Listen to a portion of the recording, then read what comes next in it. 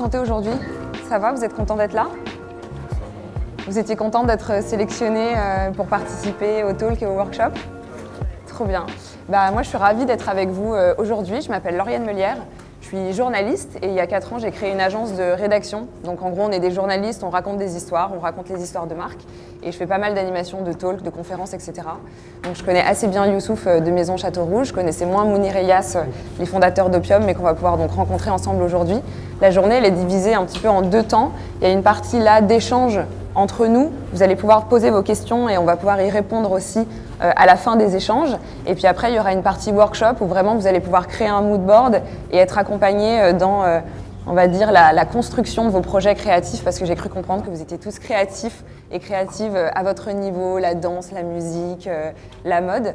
Donc là, le but, ça va être qu'on puisse vous accompagner dans vos processus pour poser un petit peu vos idées sur le papier. Vous avez avec vous un craft book qui est très cool, qui a été produit spécialement pour l'occasion. Dedans, vous aurez des infos justement sur Mounir et Yas, les fondateurs d'Opium. Vous aurez des infos sur Maison Château Rouge, les origines, le African Heritage, etc. Il y a plein d'espaces libres et c'est un petit peu le mot d'ordre de cette journée, c'est la liberté. Donc sentez-vous libre de prendre votre stylo, de prendre plein de notes, de faire des dessins, de noter aussi des questions qui pourraient vous venir en cours de route parce que justement, il y aura des moments d'échange avec nous. Et donc, on est ensemble avec, pour toute cette journée finalement, pour célébrer la création et aussi pour vous célébrer vous. Donc, je suis très contente d'être avec vous. On va commencer avec un échange avec Mounir et Yas, les fondateurs d'Opium. Je ne sais pas si vous connaissez Opium. Certains, certaines, ouais, ok, cool.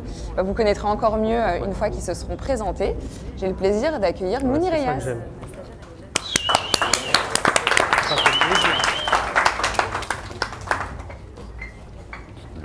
Prenez place, prenez place. Allez.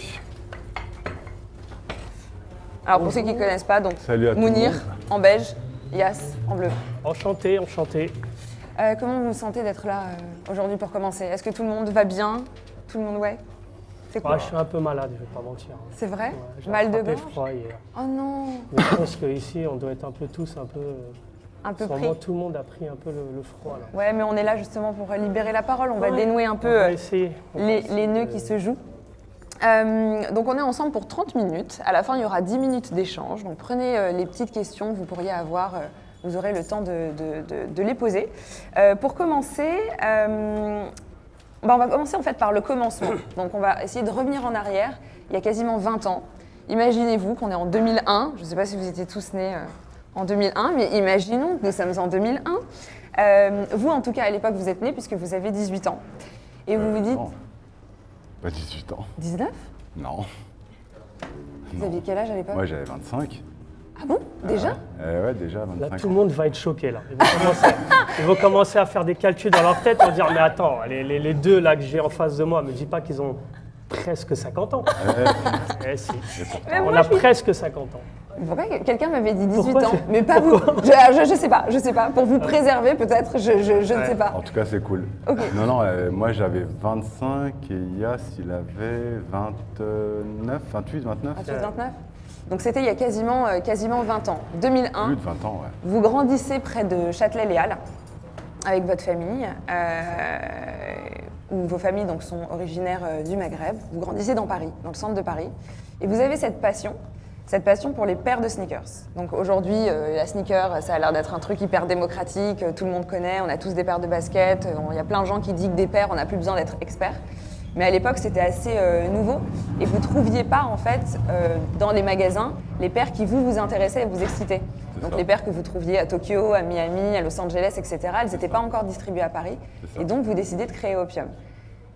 Comment est-ce qu'on se retrouve sans expérience dans ce domaine, sans référence dans ce domaine non plus, c'est-à-dire qu'il n'y a pas d'autres boutiques qui font la même chose que vous déjà, pour vous dire, en fait, on va créer un magasin, on va aller chercher des paires partout dans le monde, et puis on va les revendre à des personnes qui s'intéressent comme nous à la sneaker, qui à l'époque, c'est vraiment encore un microcosme. D'où vient cet élan? C'est vraiment parti d'une discussion à un coin de rue, où justement tout ce que tu viens d'évoquer, en fait, on se l'était nous-mêmes évoqué, on l'avait constaté. Et ça s'est fait vraiment à un coin de rue, et là pour le coup, avec aucun background, on n'a pas de formation particulière, on n'a pas fait d'études particulières. Et on s'est dit, vas-y, quand on kiffe le truc, on verra après. En fait, on s'est pas dit, ouais, attends, non, faut faire un business plan, faut déjà prévisionner les trucs, faut calculer la renta, tout ça. Non, on n'était pas là-dedans. On était vraiment sur l'élan d'un truc qui nous faisait kiffer à l'époque et qui nous fait kiffer toujours aujourd'hui.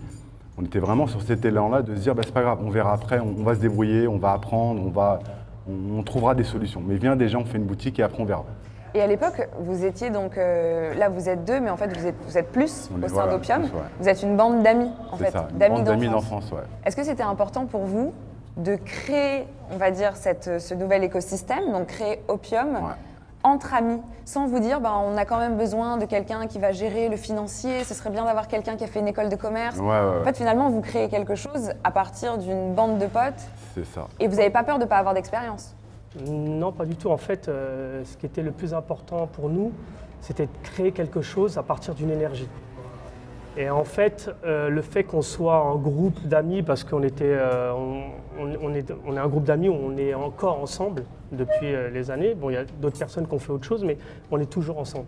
Mais on avait un groupe de graffiti où on se voyait donc régulièrement, on faisait nos petites créations sur Paname. Mais l'idée première, c'était de rendre cette énergie qu'on avait, de rendre l'histoire créative et réelle. C'est-à-dire qu'on s'est dit, voilà, on veut ouvrir un business, mais sans le côté financier. On veut juste pouvoir créer quelque chose dans lequel on va être bien et avec lequel on va pouvoir s'exprimer pleinement. Effectivement, qu'on ne savait pas à cette époque-là quels étaient les embûches et tous les problèmes qui sont liés à l'entrepreneuriat. Et c'est vrai que c'est des choses qu'on a appris sur le tard. Après, nous, on va pas dire aux gens si faut laisser tomber les études, faites uniquement votre projet. Non, c'est bien d'avoir un background, c'est bien d'avoir quelque chose qui peut te solidifier et peut te faire gagner du temps. Je pense que nous, si on aurait eu tout ce bagage-là, on aurait gagné un peu plus de temps, effectivement, avec le recul. Mais avec le fin mot pour nous, c'était vraiment de se dire l'énergie du début, c'est quelque chose qui est vraiment important, et la passion dans ce que tu fais. Il faut dire la vérité que c'est un moteur. C'est un moteur réel. Donc c'est important d'avoir ça. En plus de se dire que tu fais et que tu entreprends quelque chose de manière passionnée, c'est-à-dire que tu vas dans l'accomplissement de quelque chose à travers ta passion. Et nous, le truc qu'on voulait faire, c'est vraiment de baigner, parce que pour un peu rebondir à ce que tu disais tout à l'heure par rapport au fait qu'on est des amis d'enfance, qu'on a grandi ensemble, et je vais vous faire une confidence là maintenant tout de suite. Je suis pas au courant. Non, tu n'es pas au courant. Non. C'est que on voulait s'entourer des choses qu'on aime. Et en plus d'aimer la skateboard, en fait, entre nous, on s'aime. Tu vois ce que je veux dire? Et le fait d'avoir réussi à accomplir ce truc-là, de garder ta passion et de faire les choses avec les gens que tu aimes, en fait, ça nous a fait, comment t'expliquer? Ça nous a fait franchir plein d'obstacles.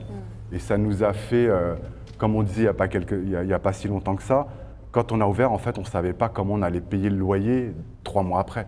C'est-à-dire qu'on était là, on se disait, mais comment on va faire? C'est la galère et tout. Mais en fait, non, on se disait, c'est pas grave, on va trouver des solutions. Et en fait, je pense que cet amalgame nous a permis en fait, de franchir plein d'étapes et plein d'embûches que tout entrepreneur peut rencontrer en fait, dans tout son parcours. Et pour rebondir aussi sur ce que disait Yas tout à l'heure, c'est qu'aujourd'hui, on a fait le constat de OK, on n'a pas fait d'études, on n'a pas tout le parcours académique que quelqu'un va aujourd'hui avoir pour créer un business, mais ça ne nous a pas empêché de le faire. Et le seul constat que nous, on a fait, qu'on fait aujourd'hui, c'est de se dire OK, on n'a pas fait d'études, ça c'est une chose, mais c'est vrai que si on en avait fait, ça nous aurait permis d'aller plus vite dans ce qu'on fait aujourd'hui. Par contre, il y a aussi une chose, c'est que tu peux faire des études, mais ça ne te garantira pas en fait ta situation actuelle. C'est-à-dire que si tu prends le parcours, tu prends un parcours académique, tu peux prendre d'autres chemins aussi. Mais par contre, il ne faut pas oublier la chose qui t'anime, la chose qui te motive tous les jours, de dire, s'il y a un truc que je kiffe faire, il faut que je le fasse. Mais par contre, tout le côté académique que je vais entreprendre, il faut se dire que ce parcours-là, en fait, va te servir à accomplir ta passion, en fait. C'est vraiment comme ça qu'il faut prendre, je pense, les études aujourd'hui, c'est de se dire, OK, les études, c'est nécessaire, c'est utile, mais par contre, servez-vous-en pour accomplir ce que vous aimez faire. Je pense que c'est ça le plus important. Sans essayer de rentrer dans un cadre ou dans un monde. Dans tu fais une école de commerce, tu peux te retrouver en tant que consultant dans une boîte de finance et tu kiffes pas faire ce que tu fais, en fait. OK, tu vas prendre un gros salaire, tu auras une bête de life, mais est-ce que tu seras heureux au fond de toi? Justement, en parlant de salaire, il y a quelque chose qui est assez important. Souvent, on parle de parcours entrepreneurial, des choses assez inspirantes, etc. Mais on ne parle jamais vraiment d'argent. En fait, est-ce qu'on gagne de l'argent? Est-ce qu'on peut vivre? Est-ce qu'on peut partir en vacances? Vous, au début, vous créez votre business. Ouais. Donc, on est en 2001. On reviendra un petit peu sur la façon dont vous avez créé justement cette boutique. Et en fait, Mounir, quand on avait discuté, tu me racontais que pendant les premières années, vous gagnez à peine de quoi payer le loyer, payer les charges, vous dégagiez un petit peu de sous comme ça, mais en fait, votre motivation première, c'était pas forcément de faire de l'argent, c'était pas de l'argent. C'est arrivé après. C'est arrivé après, en fait. Au début, en fait, on avait juste la préoccupation de maintenir notre société en vie pour pouvoir, en tant que consommateur, parce qu'on est toujours des consommateurs, pour pouvoir avoir des pairs.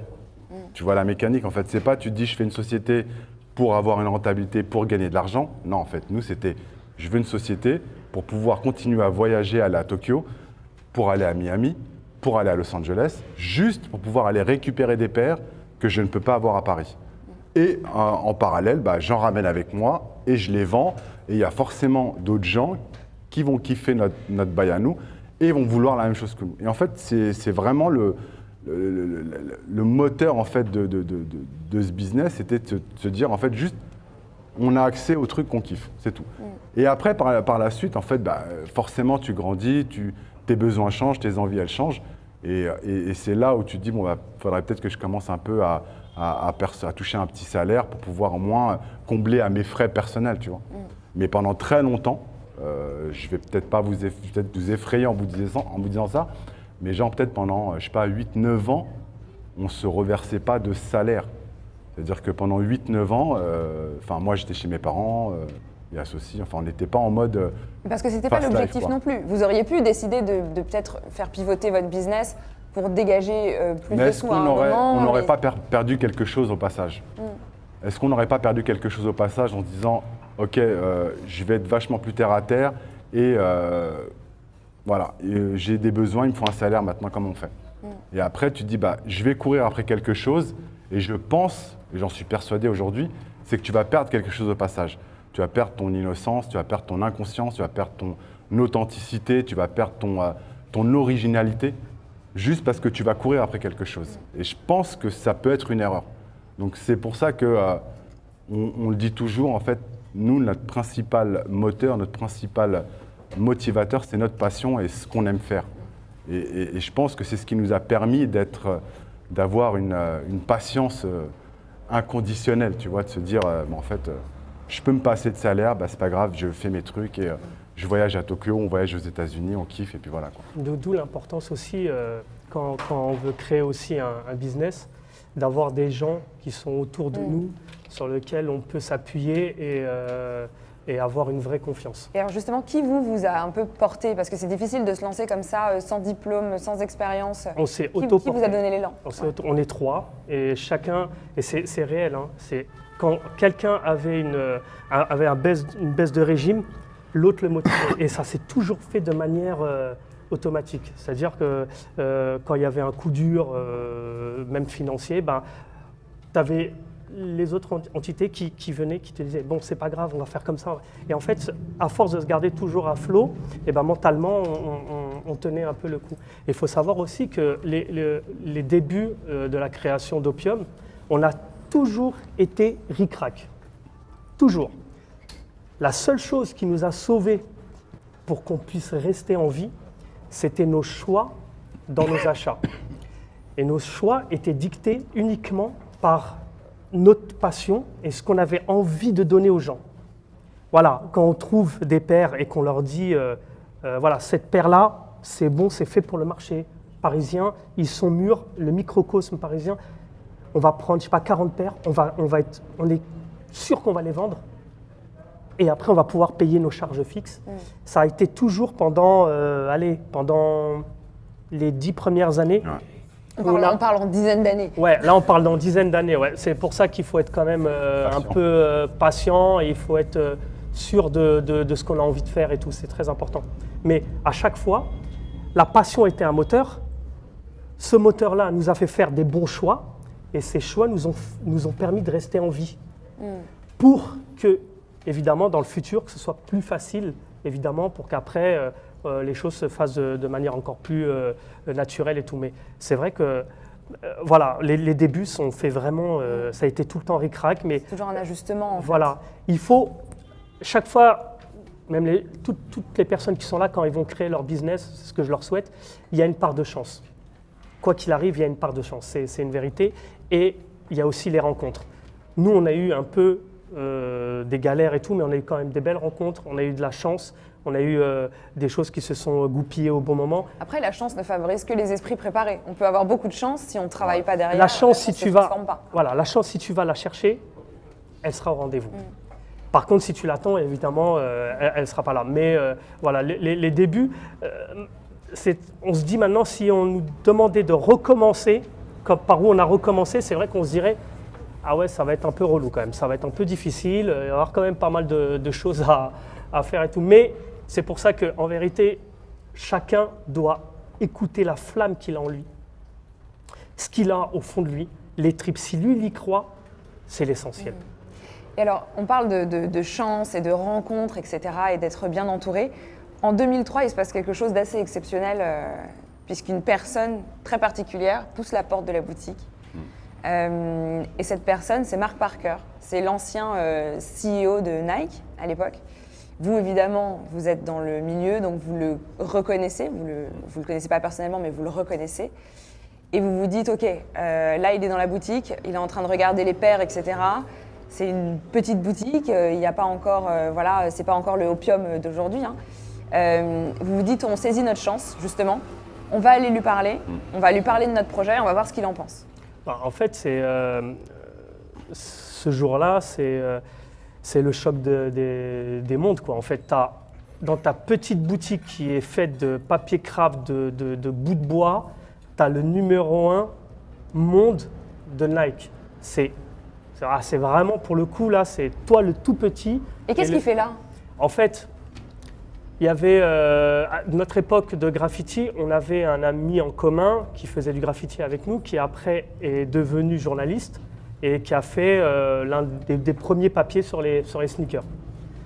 Il a parlé un peu de nous à des gens de chez Nike. Les gens de chez Nike, une des personnes est venue à la boutique, a kiffé l'énergie, mais a vu que c'était les débuts. S'il devait se fier à ça, s'il se disait, bon, je vais ramener mon boss, je vais lui ramener une boutique qui est un peu faite de briques et de broc, je ne sais pas comment il va le prendre. Il a pris quand même le parti pris de le faire et il a ramené quand même le numéro 1 mondial. Je ne sais pas si on s'imagine, c'est une personne qui dirige une société multinationale qui emploie je crois que c'est les plus gros employeurs au monde, enfin à l'époque, et se retrouver avec Mark Parker dans la boutique. La seule chose qu'on avait, c'est vrai qu'à l'époque, on avait ce réflexe de prendre des photos. Et dès qu'il est rentré, et là tu sens qu'il y a une aura, tu sens qu'il y a quelque chose, il y a de l'histoire, parce que c'est quelqu'un qui a créé des paires pour Nike. Et le fait que nous, on ait un musée au fond, et je pense qu'il n'avait pas l'habitude de voir des boutiques avec des musées de sneakers, tout de suite, il s'est reprojeté, lui, dans le passé, où il était designer.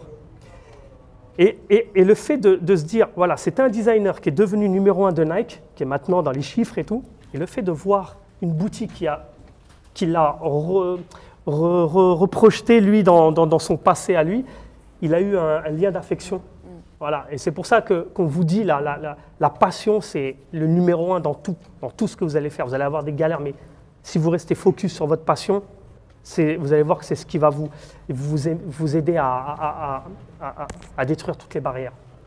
Et il a vu cette énergie-là dans la boutique. Il a vu qu'on était 3 dans la boutique, voilà, il n'y avait rien de... Mais plein de paires, sacrifier tout un pan de mur alors que tu dois faire du business, mais uniquement pour amuser. Il s'est dit, il y a quelque chose. Et en fait, on a senti qu'il était devenu super à l'aise. Parce que et en vous fait, compreniez en fait, vous on se parliez la comprend. même langue. Voilà, on parlait de sneakers. Et nous, c'est vrai qu'on a été de manière super naturelle avec lui. Et il a dû le sentir parce qu'on parlait à un passionné. On ne s'est pas dit c'est Mark Parker qui est numéro 1 monde Nike, non. On parle de passion. Voilà, je sais que tu as designé cette paire-là, je sais que tu as... Qu'est-ce que tu en penses si on fait une rétro de... Et personne ne lui parle comme ça en fait. Le gars, il arrive en hélicoptère, les mecs sont tous derrière lui, personne ne lui parle de basket et personne ne lui parle de choses comme ça. Et le fait qu'on a été super naturel avec lui, qu'on lui a parlé de manière ouverte et tout, il a kiffé. Donc ça s'est bien passé. Donc on a pris quelques photos pour souvenir et tout. Il sort de la boutique avec le représentant Nike France de l'époque et il lui dit vraiment c'est cool d'avoir des jeunes comme ça avec une énergie, c'est bien pour la marque. Et là tu as le représentant Nike qui change de couleur et qui lui dit non, alors en fait non, parce qu'en fait ils ne travaillent pas pour nous, ils travaillent de leur côté, ils font les choses de leur côté, ils ne sont pas avec nous. Et il se retourne vers lui et lui dit une énergie pareille, on ne peut pas la laisser passer et Nike doit aider toutes les initiatives qui vont dans ce sens-là. Une semaine après, un coup de fil, bonjour, venez regarder la collection et l'aventure elle commence avec Nike. Qu'est-ce que ça a donné naissance à quoi finalement cette connexion avec Mark Parker? Quel est ensuite votre lien avec Nike? Déjà, nous, avec Mark Parker, on a eu quelque chose de particulier, c'est qu'on était en direct avec lui. C'est-à-dire qu'on parlait avec lui en email direct. Donc ça, c'est impossible parce que le gars... il doit recevoir, je sais pas, 5000 emails par jour. Ouais, 5000 emails par jour et il a peut-être 5 personnes qui trient les mails. Et nous, on l'avait en direct. Et donc, c'est là où tu vois que la connexion naturelle à la boutique s'est faite et qu'il a senti quelque chose. S'ils sont à ce niveau de poste, c'est qu'ils ont quelque chose. Tu ne viens pas à ce niveau de poste, c'est qu'ils ont quelque chose qui est différent pour driver du monde et driver une société. Donc voilà, il a senti les choses et nous, ça s'est fait de manière naturelle. On a parlé avec lui, puis après on a eu une super relation avec tous les gens de Nike. Et voilà, quoi, c'est une histoire qui dure. J'aimerais bien qu'on parle de culture, parce que la culture aujourd'hui, c'est avec la passion, c'est aussi ce qui infuse tous les projets, c'est quelque chose qu'on retrouve aussi beaucoup chez Opium. Est-ce que vous pouvez me parler de votre culture à l'époque, vos cultures, donc à la fois vos cultures, on va dire vos origines, mais aussi vos cultures, la street culture, le graphe, les cultures urbaines, en fait, de manière générale. Enfin, aujourd'hui, on dit culture urbaine et j'aime pas trop ce mot, mais à l'époque, c'était vraiment ça, hein, on parlait de genre urbain. C'était quoi votre culture en 2001 ? En fait, nous, notre culture, nos origines, on n'a jamais mis ça en avant. Parce qu'on fait les choses de manière naturelle. On aime les sneakers n'appartiennent pas à telle ou telle origine, mais nous, on a vraiment jamais réellement parlé de ça. Par contre, on a mis en exergue tout ce qu'on aimait dans tout ce qui pouvait être le mouvement hip-hop. C'est-à-dire qu'on venait du graffiti, on aimait la danse, on aimait tout ce qui pouvait avoir de près ou de loin avec le rap, on était dans les premiers concerts de hip-hop en France, on a vu l'émergence de tout ce mouvement hip-hop en France, donc on s'est senti quelque part acteur de ce milieu-là. Il y en a qu'on perçait dans la musique, il y en a qu'on perçait dans la danse, dans plein d'autres arts du hip-hop, mais c'est quelque chose qu'on a fait de manière naturelle, parce qu'on baignait dedans. Donc voilà, c'est quelque chose qui est... Et comment cette culture, finalement, s'est retrouvée aussi dans le magasin, enfin interprétée et réinterprétée dans la boutique ? Comment est-ce que vous avez traduit cette culture ? Comme je disais tout à l'heure, en fait, c'est comme il a bien dit, en fait, nous, on était vraiment...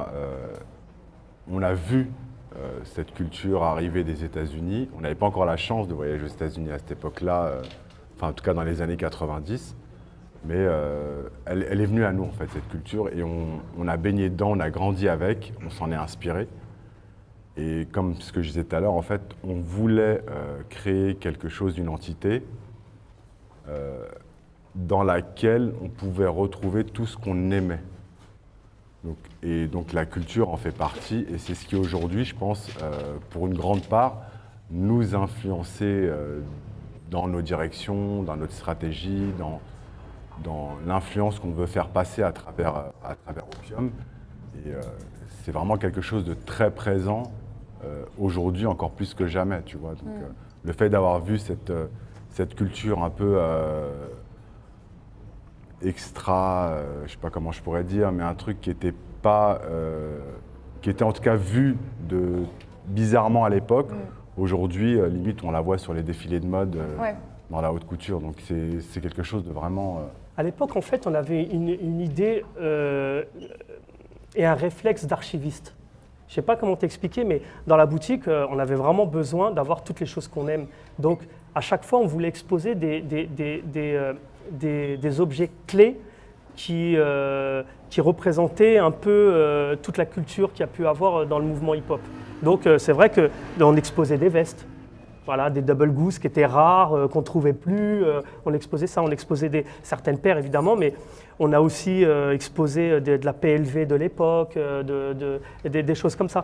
Donc voilà, c'est une époque aussi où on a beaucoup chiné, on a beaucoup cherché, on a fait des efforts de ce côté-là pour pouvoir avoir une boutique qui soit… une expérience. Voilà, une vraie expérience qui soit dans son jus, quoi. Et que en fait, les gens nous disaient, quand on avait fait les travaux, nous ont dit, après avec le recul, on avait pris ça un peu bizarrement, mais on se dit, mais en fait, ils avaient raison, c'est-à-dire que la première boutique, il y avait une vraie âme, il y avait quelque chose, et même si c'était un peu le bordel, et ben, quand ils rentraient dans cette boutique, ils se sentaient bien. En fait, cette boutique, on peut dire, c'était comme ta chambre d'enfant rêvé, où il y avait tous les objets que tu aimais, qui étaient autour de toi, et toi, tu dormais et tu te réveillais là.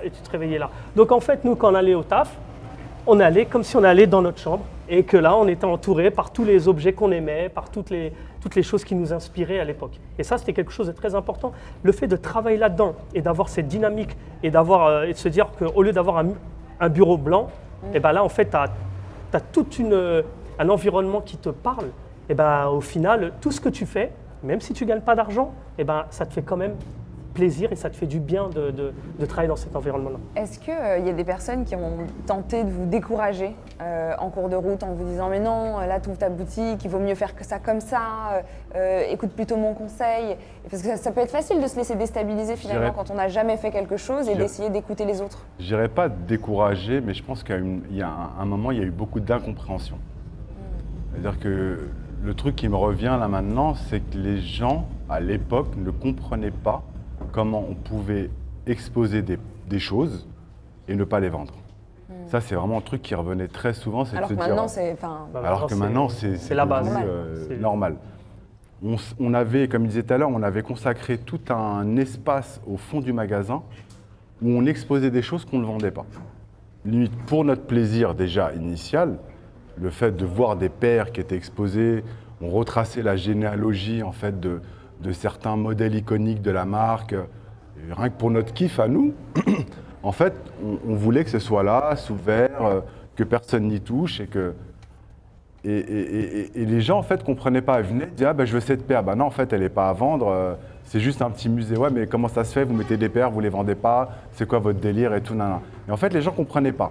Donc, je dirais pas qu'il y a eu des gens qui nous ont découragés mais plus une forme d'incompréhension de manière générale.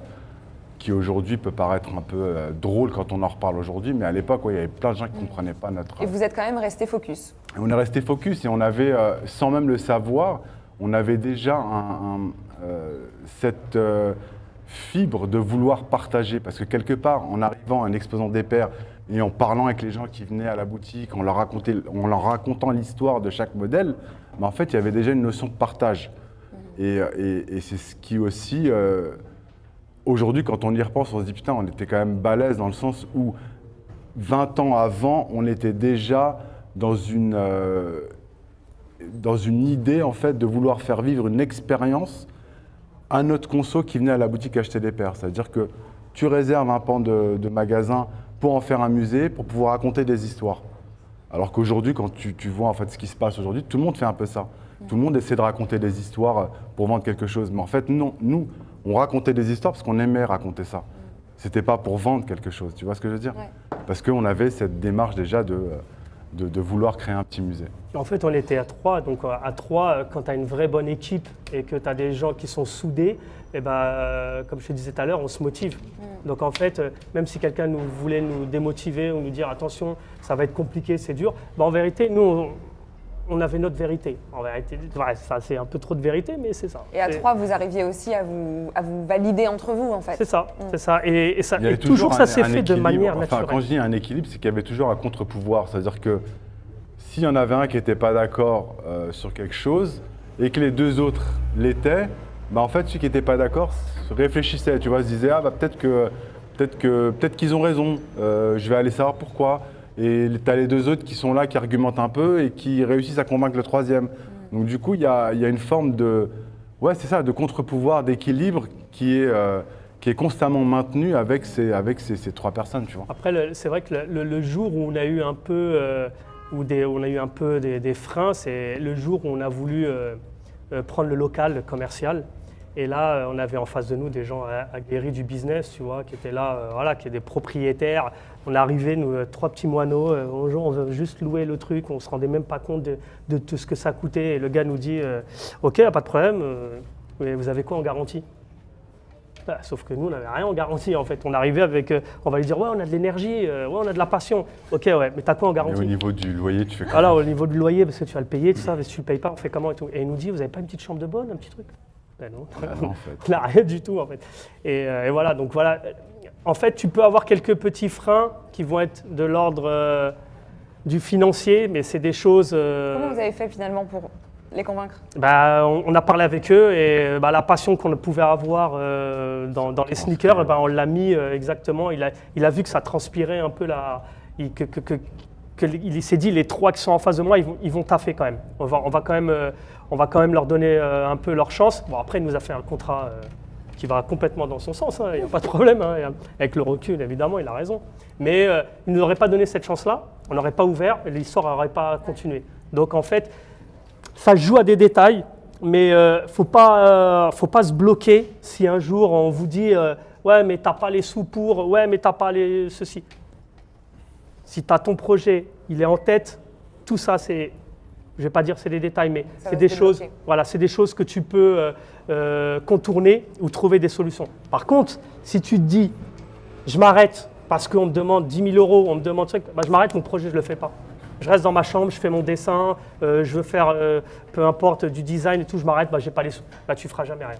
Par contre, si tu tapes aux portes et après, tu enfonces les portes et après, tu rentres de force, mais toujours dans la politesse, n'allez pas casser les portes, mais toujours dans la politesse et que tu prouves aux gens que tu veux faire quelque chose et que tu es là et que tu as une énergie, que tu crois en ce que tu veux faire, normalement, les choses se font de manière naturelle.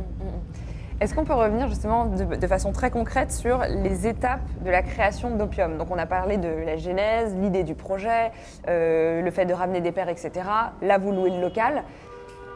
On vous remet les clés. Qu'est-ce qui se passe ensuite ? Vous commencez à faire vous prenez en photo, vous commencez à faire des travaux. Est-ce qu'on peut, comme ça, résumer 20 ans d'évolution d'Opium ? Bon courage. Il y en a eu des trucs. Non, mais déjà, les travaux, c'est nous-mêmes qui les avons faits. Donc on est parti, c'était à Laura Merlin, je crois, on a acheté les peintures, les planches de bois, une scie sauteuse. Et en fait, on a vraiment fait tout nous-mêmes. D'ailleurs, je crois qu'à l'époque, on avait fait les petits coussins, on les avait fait à rue Mira, chez un couturier. C'est pour ça que l'histoire avec Château Rouge est ouf, quoi. Et en fait, on a tout fait nous-mêmes. Ou des fois, on faisait appel à des potes pour un truc qu'on ne savait pas, genre un truc électrique où ça nécessite une compétence particulière. On essayait de trouver des potes qui étaient dedans. Et là, pour le coup, c'était nous-mêmes, en fait. On a fait... il n'y avait pas d'argent pour aller appeler une société, pour faire des travaux. Donc, c'était vraiment de la débrouillardise. Vraiment de la débrouillardise. Après, tu as eu le contrat, tu as eu le compte officiel avec Nike. Donc, on travaillait différemment parce que tu avais un peu plus de volumétrie en produits. Tu te faisais livrer, donc tu devais moins voyager. Donc il y avait tout ce côté logistique qui facilitait un peu l'évolution de la structure. Et après, en fait, tout ce que nous, on vendait, tout ce qu'on gagnait, tout le peu qu'on gagnait, en fait, on capitalisait. En fait, touchait à rien, jusqu'au jour où en 2004, je crois, on a eu un peu de sous et on s'est dit, bah, bon, la boutique, le plafond, il commence à se décoller, tu as les spots, ils sont un peu de traviole, les étagères, elles sont pas droites. Bon, allez, on refait un truc et on essaye de mettre un peu de thunes pour refaire les travaux. Et là, pour le coup, on fait encore appel à un autre pote, un peu plaquiste, qui vient et Il y a un petit détail aussi qui était important, la transition quand on a commencé à travailler avec Nike. Comme je vous ai dit au début, on choisissait nos produits. Donc on était à 100% sûr de ce qu'on achetait. On n'est jamais à 100%, mais on se dit si on achète ça, on pense qu'on va le vendre. Quand tu rentres le compte Nike, eh ben, tu vas te retrouver avec des produits que tu n'as pas forcément demandé. Là, on s'est retrouvé face à des petits soucis parce que on avait évidemment gonflé un peu les quantités, les commandes étaient un peu plus grandes, mais ça faisait partie du business avec Nike, c'était comme ça. Sauf que tu choisissais pas forcément tes produits. Et je me rappelle d'une Air Force One. Carnaval de Londres. La Air Force One Carnaval de Londres, et pour le coup, c'était une Air Force One qui était très compliquée à vendre. Seulement, tu vas pas dire à Nike, moi je prends pas ça. Tu vois, ça fait partie un peu du deal, quoi.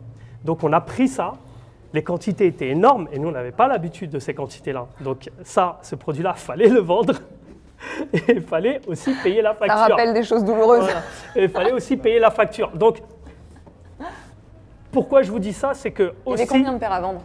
On en a eu beaucoup. Hein. Je sais pas, une cinquantaine. Ouais, il y en avait beaucoup parce qu'on te livre, parce que ça faisait 100 au total, on te livre 2 produits que tu n'as pas forcément choisis et que tu dois vendre. Mais là, tu dois vendre parce que tu dois payer une facture et puis il y a tout ce qui s'enchaîne et voilà.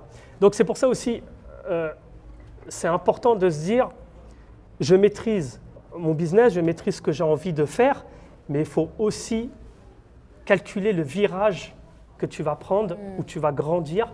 Et là, il va falloir, comme il disait, changer le costume. Et là, il va falloir être prêt à se dire, voilà, tu vas grossir, sois prêt à grossir. Parce que si tu ne l'es pas… Et assumer certaines nouvelles contraintes. Voilà. Si tu ne le fais pas, si tu dis, voilà, moi, je reste dans mon coin et je fais mon design ou je fais mon truc et puis j'ai peur de grossir, et ben, c'est l'une des pires choses qui peut t'arriver. C'est pire que votre famille ou vos proches qui vous disent « Oh, ça ne marchera pas ». Parce que là, c'est toi-même qui t'envoie un mauvais signal. Et tu te dis « Oh, j'ai peur, on me propose ça, mais je dois rendre ce travail. Oh, j'y arriverai pas. Non, c'est trop pour moi. » Ce virage-là, si tu le prends et si tu arrives à le prendre derrière, moi, l'un des conseils qu'on m'a donné quand j'ai monté ma boîte, c'était justement de se dire si quelqu'un voit quelque chose en toi et te propose quelque chose, c'est que tu dois l'avoir quelque part. Donc, te pose pas toi la question de savoir si tu l'as ou pas. Trouve-le et sors-le. Et donc, c'est comme ça que j'ai réussi à faire parfois des animations, des choses ou même des projets où je me disais, mais non, mais là, c'est chaud, j'ai pas les épaules. Mais je me dis, bah, si la personne a vu quelque chose en moi, j'y vais et finalement, la chose se passe. Et ensuite, on a appris un truc et la fois d'après, du coup, on a l'expérience. Et c'est comme ça qu'on progresse. J'avais très envie de dire, non, là, c'est trop, j'ai pas assez de temps. Et en fait, à un moment donné, il faut se jeter dans le feu et voir ce qui se passe, quoi. Comme je disais, voilà, ton pire ennemi, ça peut être que toi. Voilà, ton pire ennemi, ça peut être que toi. Aujourd'hui, est-ce que vous vous définiriez comme des créatifs? Parce que c'est très facile de vous voir comme des entrepreneurs. Est-ce que vous vous estimez être aussi des créatifs? Moi, je vois le début, on a été vraiment uniquement dans la création. Parce que nos boutiques, au début, on allait prendre des bambous à Châtelet-Les-Halles la nuit, on les cassait pour ramener on prenait ça pour les mettre dans la vitrine parce qu'il y avait une paire qui s'appelait Air Safari. Pour lui donner, on a encore les photos de ça, et on mettait la paire dessus et se dire, ah ben voilà, non. On avait ce côté où on voulait mettre en scène, ça veut dire qu'on voulait scénariser, je ne sais pas si ça se dit, mais on voulait mettre les choses en scène, ça veut dire qu'à travers déjà le musée, à travers les petites vitrines qu'on faisait, c'est qu'on avait déjà cette volonté et cette envie de mettre en avant. Et ce regard aussi. Et aussi cette vision, ouais, c'est exactement ça, c'est que tu as une espèce de sensibilité qui est en toi et peut-être que tu ne l'as pas décelé ou peut-être qu'on ne l'a pas décelé chez toi avant, mais tu sens que tu as quelque chose en toi qui fait que... Ça s'exprime de différentes façons. Et ça s'exprime de différentes manières, à travers le merchandising, à travers la déco et même la curation. Exactement. Au final, d'avoir l'œil pour choisir les bonnes paires, les bonnes paires mettre dans aux les bons bons endroits. tons de couleurs, les bonnes matières, avoir un peu cette vision et cette sensibilité justement qui te permet de prendre les bonnes décisions. Et oui, je pense qu'aujourd'hui, je peux nous définir comme des gens créatifs, pas dans le sens où on pourrait l'entendre aujourd'hui, mais je pense que déjà, ne serait-ce que si tu veux créer une société, il faut quelque part être créatif. Tu ne peux pas arriver et dire je vais créer une société, je vais acheter ça pour le revendre. Non, en fait, tu as quelque chose en plus qui va te permettre de faire les choses peut-être d'une manière différente. Et c'est ce qui va te permettre à toi de te différencier du reste des autres. Et il y a une sensibilité qui est là, c'est sûr. Et, juste une parenthèse sur ça. C'est vrai qu'au début, on a commencé de manière très créative. Et après, on a eu une période où on était très business. Et le business, c'est quelque chose qui te pompe énormément d'énergie. Parce que c'est des chiffres, et voilà, et c'est quelque chose qui peut te détourner un petit peu de ton aspect créatif. Et on va dire que cette période-là où il fallait qu'on gonfle un petit peu, qu'on grossisse un petit peu, c'est une période où on s'est un peu oublié sur notre côté créatif. Et ça nous a quand même pénalisé sur des petits détails.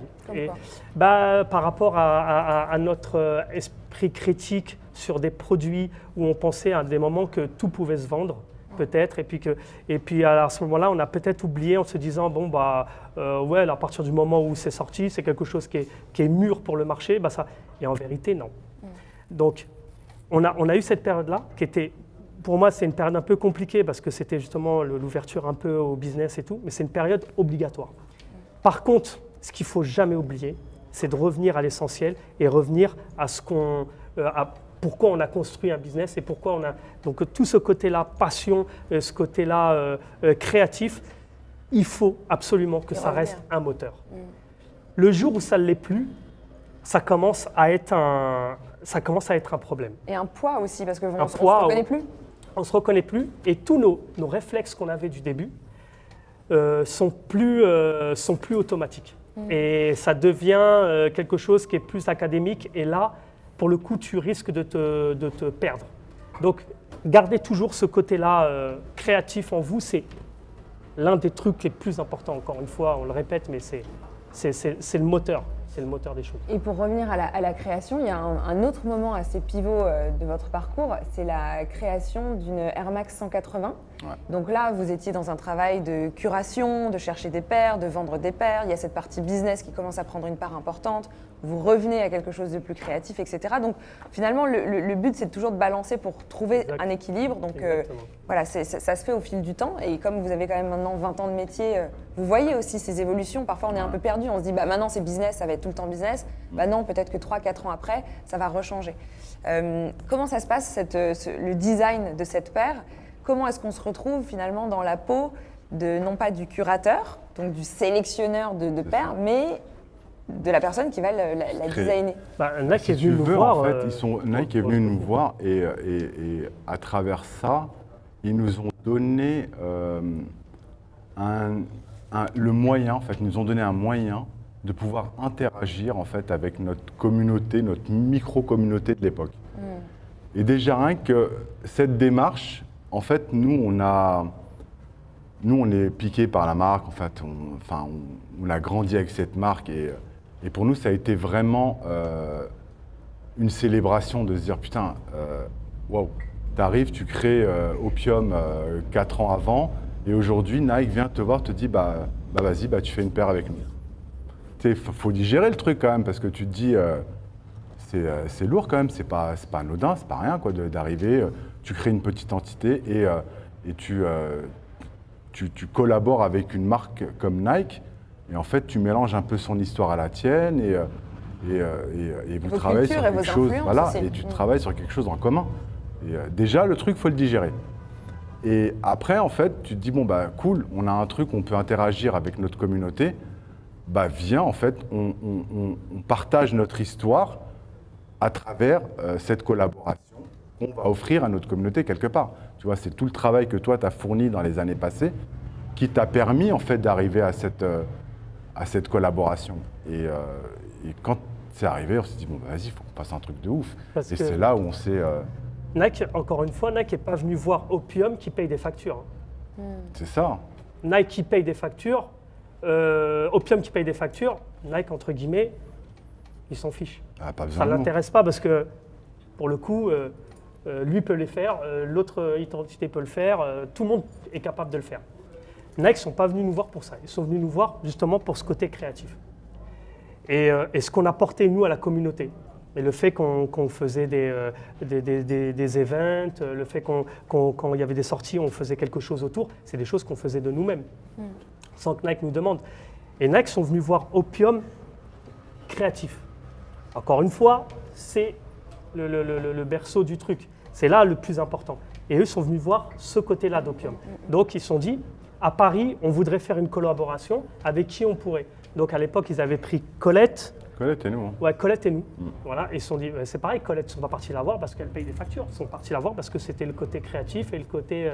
voilà. Et donc, nous, ça nous a vraiment fait du plaisir de se dire, voilà, une grosse marque comme ça vient te voir et te dit, ouais, toi, la petite boutique rue du Cygne, nanana, et ben, tu vas faire une paire avec nous, avec l'identité Nike et tout ce qu'il y a derrière.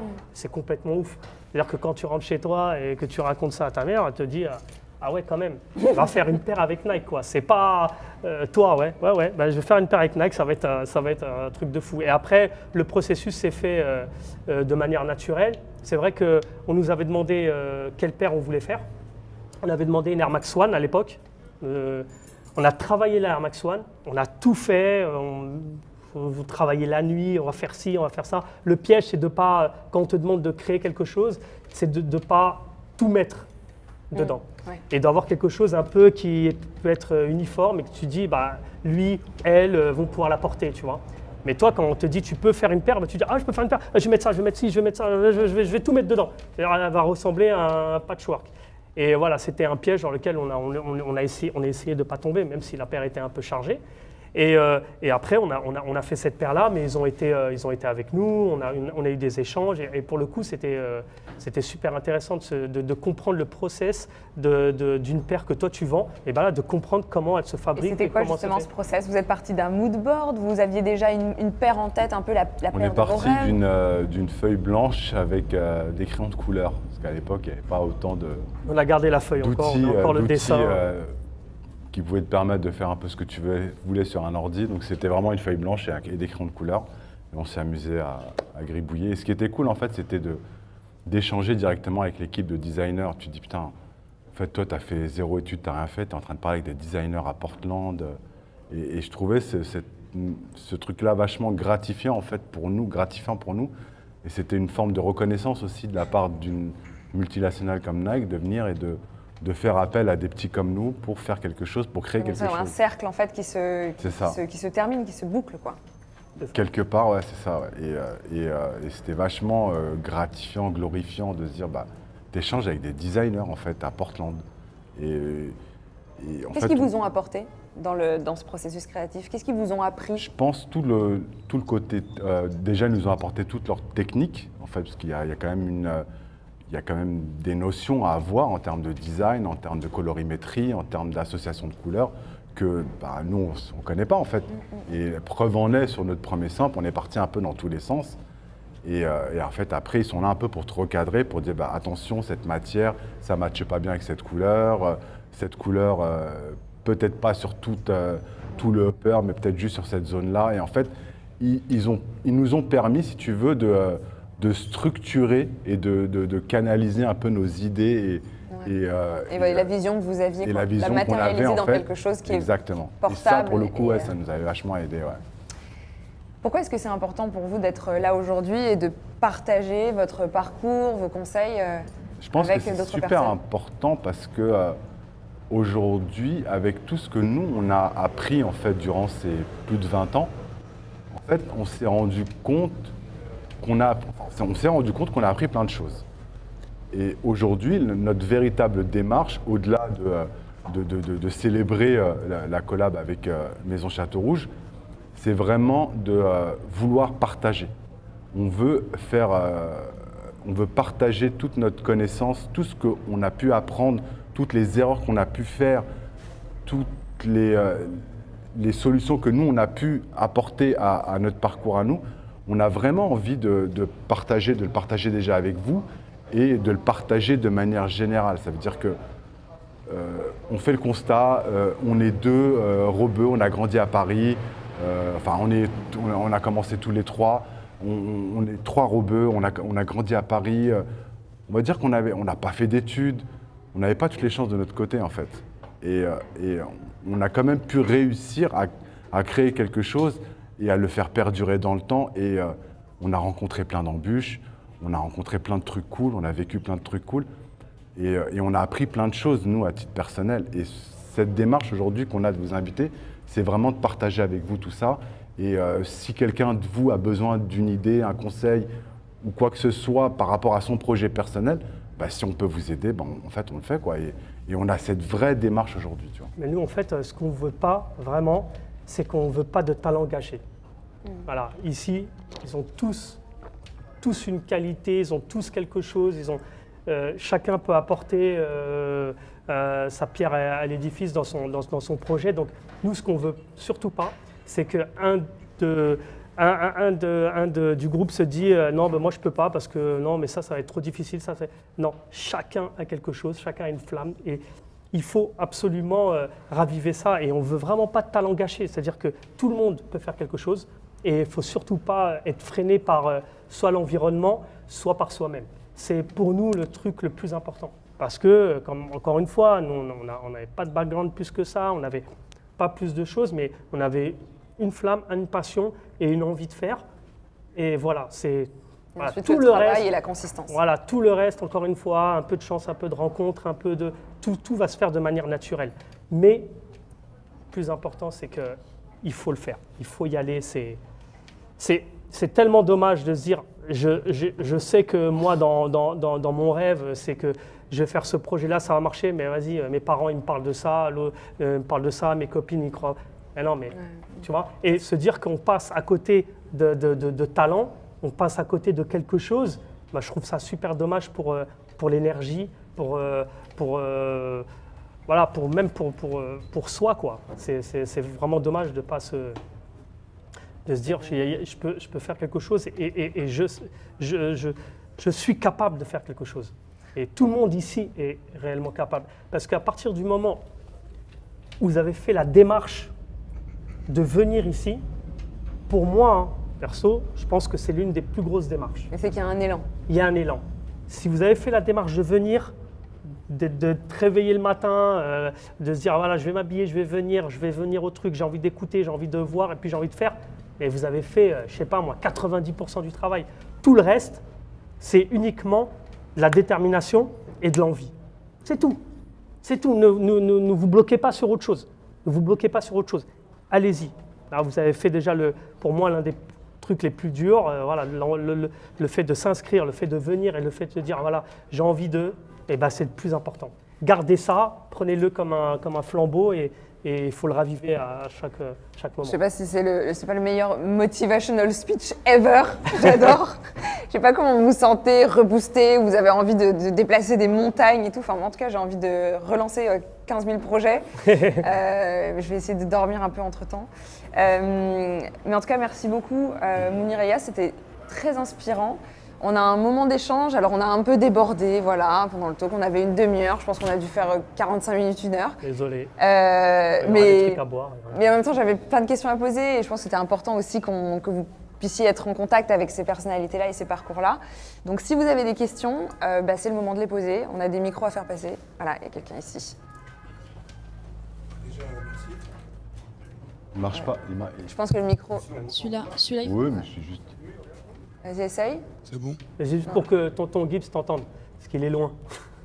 C'est tout bon? Du coup, déjà merci pour le talk. Et je veux savoir pourquoi Opium? Et est-ce que c'est lié Celui-ci fonctionne. à votre un peu expérience dans le graphe avant? Du coup, voilà, pourquoi ce nom? En fait, le nom Opium, en fait, il est venu Non, c'était dit par rapport à l'essence, en fait. À la rareté, d'un produit. C'est-à-dire qu'on prend sur 5 produits, on prend le produit, tu vois, qui représente la rareté du truc, tu vois. Et c'est pour ça qu'on voulait Opium. Après, je te dis la vérité, c'est un blast qui est sorti comme ça. Hein. Mais on a dit, bon, écoute, ça représente un peu ce qu'on veut. Et voilà, mais c'est sorti vraiment de manière... Spontané. Ouais. Et le logo en tag, c'est évidemment une référence à notre passé de tag. De tag, de graffiti. Ouais. Ah, la ligne. Il y a un deuxième micro aussi. Super. Faut bien parler dans le micro. Bah écoute, toi qui es devant, vas-y, commence. Ça marche. Ouais. Moi j'aurais une question pour un conseil plutôt à donner pour les jeunes créateurs comme nous qui ont chacun leur rêve. Ils ont envie de faire des choses quoi, sauf qu'ils n'ont pas tous la chance du coup d'être en collectif. Ça veut dire qu'ils sont tout seuls dans leur truc et si vous avez un conseil à donner pour garder un peu cette énergie qu'on a là, cette authenticité et de la garder tout avec le parcours qu'on va essayer d'avoir. Après, quand tu dis collectif, il n'y a rien, il n'y a aucune règle, il n'y a aucune loi qui t'empêche d'aller, toi, faire les démarches pour s'il y a un collectif que tu kiffes et tu dis, moi, j'aime bien ce qu'ils font. Eh bien, je vais y aller. Encore une fois, je vais taper à la porte ou même la défoncer pour leur montrer que moi, j'ai ma place avec eux. Il n'y a rien qui t'arrête sur ça. Ouais. Tu peux y aller. S'il y a un collectif qui te plaît, quelque chose, tu n'es pas obligé de rester dans ton coin et de faire tes trucs tout seul. Tu peux toi aussi t'ouvrir. Par contre, le temps où tu seras tout seul, force, tu vois. Mais tout ce que tu peux, n'hésite pas, tu as un outil qui s'appelle Google. Tu le prends, c'est gratuit. Tu demandes tout ce que tu as besoin à Google, tu fais tes trucs, tu te déplaces, tu vas voir des expos, tu vois, je sais pas, moi je sais pas par quoi tu es inspiré, mais tu as une chance d'habiter à Paname, ou en termes ou en tout cas à Île-de-France, où beaucoup de choses se font. Donc il y a plein de choses qui vont être, moi je sais pas dans quoi tu es, mais il y a plein de choses qui vont être de près ou de loin inspirants dans ce que tu as envie de faire. Par contre, vas-y. Parce qu'il n'y a personne qui va venir à la maison qui va te dire bah tiens, viens, il y a une expo, tu peux venir avec moi. Tu vas toi, tu fais les trucs. Bah, quand tu vas y aller, tu vas rencontrer du monde. Tu vas rencontrer du monde, tu vas voir des gens, et ils vont te voir que tu es là. Comme vous, quand vous avez fait la démarche de venir ici. C'est une démarche de ouf, vous êtes là, donc vous avez fait le plus dur. Bah, toi, quand tu vas le faire, quand tu vas te déplacer, quand tu vas faire tes trucs, voilà, tu t'enrichis tous les jours. Tous les jours, tu vas aller prendre des trucs, tu es comme une éponge. Tu prends. Et tu vas voir la petite partie qu'on parlait de chance. Et là, va bien. Et puis, rien ne t'empêche de faire les choses seul. Enfin, pour un exemple personnel, moi, ma société, je l'ai montée toute seule. Au début, je faisais tout toute seule, toute seule. Ensuite, j'avais besoin de quelqu'un, et ben, on travaillait un peu dans mon salon. Aujourd'hui, on est 5, on a des bureaux à Belleville. Enfin, même moi, je me réveille le matin, je me dis comment c'est possible. Enfin, j'ai l'impression d'avoir volé la vie de quelqu'un. Donc, et je suis toujours seule aux manettes de ma boîte. Mais tu peux être seule aux manettes de ta boîte, mais tu vas forcément t'entourer de personnes, des personnes de confiance. Et encore une fois, comme tu le dis très bien, Yas, c'est en bougeant, en étant en contact d'autres personnes qui ont cette passion, peut-être aussi en te trouvant un mentor ou une mentor. Tu te dis, voilà, quelqu'un qui est plus âgé que toi, qui a un peu la même vision, avec qui tu vas faire un rendez-vous tous les 2 mois et tu dis, voilà, là, j'ai telle problématique, je suis un peu perdue là-dessus. Et cette personne te donne son avis subjectif sur une situation. Puis après, tu décides pas, tu vois ce que tu fais. Mais moi qui n'avais pas justement cette force de collectif parce que j'avais pas d'associé, je me disais, je lance mon truc toute seule, et ben, je me suis créée en fait une sorte de famille professionnelle qui me permet de m'épauler quand j'en ai besoin. Et puis après, il y a des gens qui travaillent avec toi où tu te sens bien, quoi, et à qui tu fais confiance, et ça arrive progressivement, quoi. C'est important de bouger. Nous, on a été nourris par les voyages. Tu sais, quand tu pars, par exemple, Mounir, il part au Japon et il se retrouve tout seul dans des rues où il ne comprend rien à la langue et qu'il est perdu et tout ça, tu sais que ça t'enrichit tellement. Tu vois, quand nous, on allait dans d'autres pays, quand on allait partout, même en Europe, quand on voyageait, mais tous ces trucs-là nous ont permis d'avoir un bagage énorme. Ça te permet de rencontrer des gens. Et tu rencontres des profils, des gens, des machins, et tout ça, ça te fait un patchwork dans ta vie. Et au final, tu vas trouver plein de références, plein de choses, plein de contacts. Voilà. Et tu ne seras jamais vraiment seul à proprement parler, quoi. Tu peux t'associer à des gens en étant toi-même seul à la tête de ton Mais business. le mouvement, c'est le plus important. On a encore 2 questions. Ouais, vas-y. Tout d'abord, je voulais vous remercier pour l'initiative d'aujourd'hui. Sans plus tarder, je vais vous poser ma question. Comme vous l'avez dit, au début des années 2000, la culture hip-hop, la culture de la sneakers, du streetwear, etc., elle a émergé surtout dans Paris, dans le centre de Paris. Puis on a vu qu'aujourd'hui, il y a une démocratisation du streetwear, du footwear, des sneakers, que même dans les entreprises aujourd'hui, le dress code, il a changé. Ouais. On nous autorise aujourd'hui à mettre des sneakers. Avant, ce n'était pas forcément le cas pour certaines entreprises. Et aujourd'hui, je voulais savoir, est-ce que se concentrer uniquement sur Paris aujourd'hui pour la boutique Opium, ce ne serait pas un frein à votre développement, justement? Ça, c'est une grande question parce que, comment t'expliquer, on a toujours voulu être maître de notre entité, tu vois. Et à un moment, on a pensé, tu vois, ouvrir un peu, peut-être en province, en d'autres villes et tout. Mais on avait peur, en fait, de perdre, tu vois, cette emprise qu'on avait sur notre business et le fait de comment t'expliquer, le fait de s'étendre comme ça un peu partout en France ou ailleurs, on avait peur de se perdre un petit peu. Et aujourd'hui, ça vaut ce que ça vaut, mais tu as toute la partie digitale qui s'est développée et qui a permis justement à toute la communauté, parce qu'elle n'est pas que parisienne, il y a une communauté à Marseille, Lyon, Bordeaux, Lille, il y a des gens qui kiffent la sneaker partout en France, partout en Europe, partout dans le monde. Et c'est pour ça qu'on a préféré se concentrer plus sur la partie digitale pour justement permettre d'ouvrir en fait cette culture un peu à tout le monde et pas se dire en fait c'est que Paris et le reste on s'en fout. Non, en fait on a toujours, et pour preuve en est, en fait on a une grosse clientèle de province aujourd'hui sur la partie digitale. Non, c'est pas un truc qu'on a voulu. Et aussi être au berceau, comme tu as dit, de Châtelet-Les-Halles, c'est aussi pour nous important dans l'image. Et puis c'est important aussi de se dire que voilà, c'est un quartier qui est emblématique pour nous. Et on a besoin, encore une fois, de baigner dans ce milieu-là pour être toujours connecté. Tu vois, comme on vous disait, on a quand même 50 piges, hein, tu vois. Il faut être un peu connecté un petit peu aux choses. C'est important. Il y a des gens là qui ont des petites questions. Ouais. Bonjour. Vous m'entendez bien? C'est bon. Pour revenir à ce que vous disiez au début, vous avez appris sur le tas, vous étiez surtout nourri par la passion. Mais concrètement, on fait comment pour des jeunes entrepreneurs comme vous, quand on est confronté à des embûches qui peuvent nous paraître parfois insurmontables? Concrètement, comment vous avez fait à ces moments-là en fait?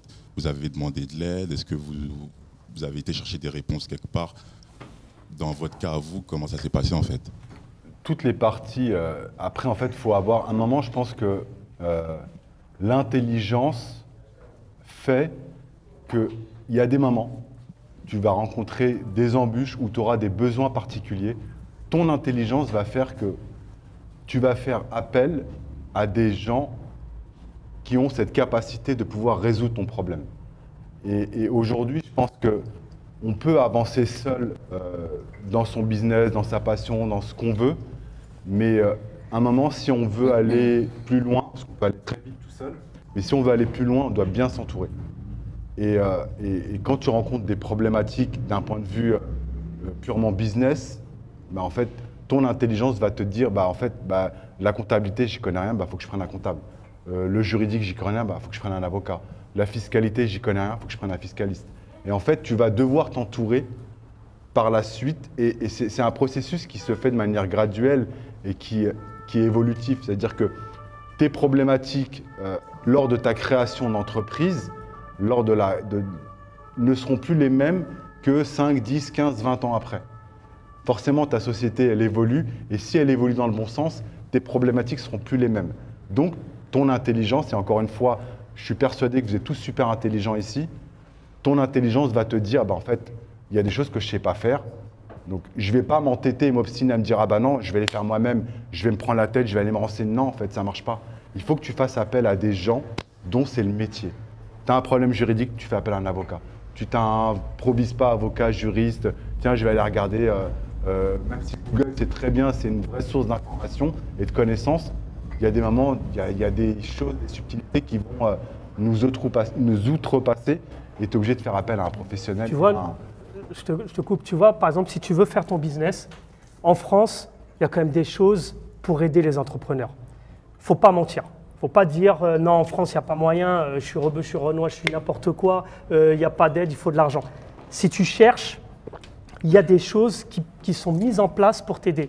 Nous, quand on avait commencé, quand ils parlaient de comptable, non, on n'a pas pris un comptable tout de suite. Non, on n'avait pas de papier. Conseils. On a pris des chèques conseils. Les chèques conseils, c'est des trucs qui te donnaient. C'est qui donnait ça? C'était parce qu'on avait moins de 25 ans et en fait, je ne sais plus, c'était à quand tu crées une société, voilà, un truc de mairie, en de fait, je sais pas quoi. Tu avais droit à un montant en chèque conseil. C'est des chèques que tu donnais à des professionnels, avocats, comptables, qui allaient t'aider à la constitution de ton entreprise, à la création de ton entreprise. Donc ouais, pour le coup, on a bénéficié de ces aides-là. Ça fait partie du travail de recherche quand vous faites un business. Il y a plein de choses pour vous aider. Il faut les prendre. Il faut les prendre. Il ne faut pas les laisser à quelqu'un d'autre. Prenez-les, ils sont là pour ça. Donc prenez-les. Nous, les chèques conseils, on est parti voir Axe. On leur a dit, voilà, on arrive. Ils ont dit, c'est quoi cette société de ouf nanana. Et 20 ans après, on est encore avec eux. Alors, on est passé du chèque conseil à, je ne sais pas combien on leur donne par mois, tu vois. Mais c'est juste pour te dire l'évolution, tu vois. Même eux, qui sont un gros cabinet de comptables, ils ont dit on va ouvrir le chèque conseil, on ne sait jamais.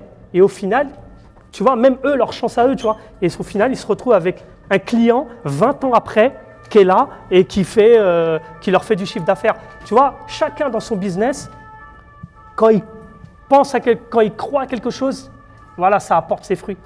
À chaque niveau. Et donc après, faites. Je rajouterais même quelque chose, des fois, faut pas faire la tête brûlée. Enfin, des fois, il faut un peu faire la tête brûlée. Ça veut dire que même si ton conseil, là on va parler d'expert comptable, même si ton expert comptable te dit attention, ça c'est chose que tu es en train de faire, mais que tu sais que tu as besoin de peut-être être borderline, voire de dépasser un peu la ligne, te dire, ah ben, en fait, même s'il m'a dit ça, ok, je l'entends, je l'intègre, mais il faut peut-être que je crame un truc pour arriver à quelque chose, tu vois.